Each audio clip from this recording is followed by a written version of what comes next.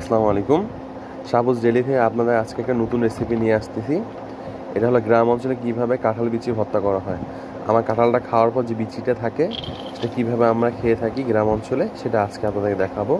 প্রথমে আমাদের রসুন, তারপর কাঁচা মরিচ ও শুকনো মরিচ কড়াইয়ের মধ্যে দিয়ে দিলাম, এটাকে ভেজে নেব ভালো করে। সেটা আপনারা দেখতে থাকুন। দেখেন এইভাবে ভেজে নিব আমরা। কিছু রসুন, শুকনা মরিচ ও কাঁচামরিচ দেওয়া হয়েছে।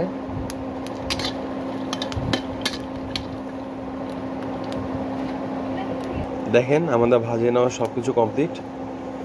এখন সে ভেজে রাখা জিনিসগুলা আমরা এটার মধ্যে দিব। এটাকে হামুরগাইন বলে, আর গ্রাম অঞ্চলে এটাকে ঢুকাই বলা হয়। ঢুকাইয়ের মধ্যে দেখেন এটা হলো কাঠের তৈরি, আর এটা দিয়ে আমরা পিষবো জিনিসটাকে। এইভাবে পিষা লাগবে, এটাকে মিহি করে নিতে হবে। এখন আমরা সেই বিচিটা খাওয়ার পর একটু রোদে শুকাইছিলাম আমরা, ধোয়ার পর সেই কাঁঠালের বিচিটা কড়াইয়ের মধ্যে দিয়ে দিলাম। গোটাল বিচি যাকে বলা হয়, গোটাল বিচিটা দিয়ে দিয়েছি। বিচিটাকে এইভাবে ভেজে নিব আমরা, উল্টিয়ে পাল্টিয়ে নেওয়া লাগবে। আমরা ওদিকে কাঁঠালের বিচি ভেজে নিচ্ছি, আর এইখানে সেই জিনিসটার সাথে লবণ দিয়ে পিষে নিচ্ছি আমরা ঢুকাইয়ের মধ্যে।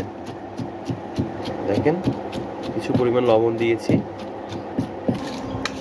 দেখেন আমাদের ভাজা হয়ে গিয়েছে। কিছুক্ষণ ভেজে নিলাম আমরা এগুলা।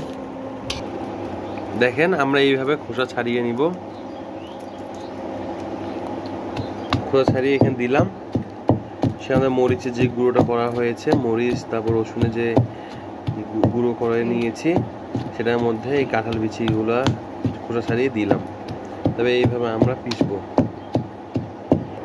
দেখেন এরকম হয়ে আসলো। যতগুলো বিচি আছে সবগুলো এইভাবে ছিলে এখানে দিয়ে এইভাবে পিষবো।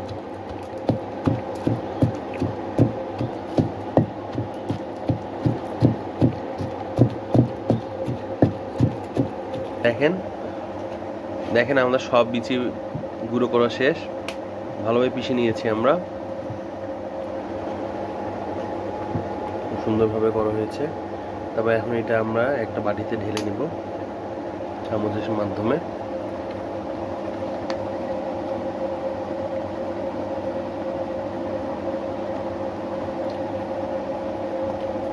বাসা সবাই ট্রাই করে দেখতে পারেন, অনেক মজা হয়।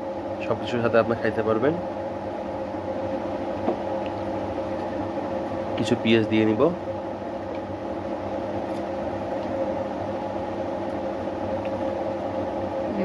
লেবুর রস,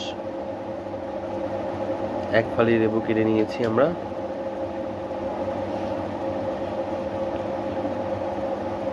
খাঁটি সরিষার তেল,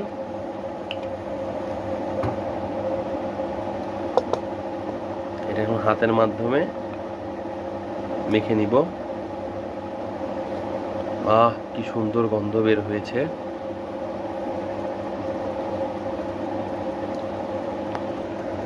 বন্ধুরা আমাদের রান্না আজকে শেষ, এখানে কমপ্লিট আমাদের কাঁঠাল বিচির ভর্তা।